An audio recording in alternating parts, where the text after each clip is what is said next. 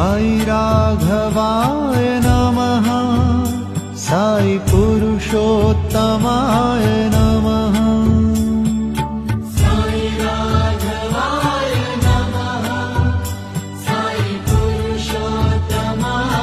नमः साई राघवाय नमः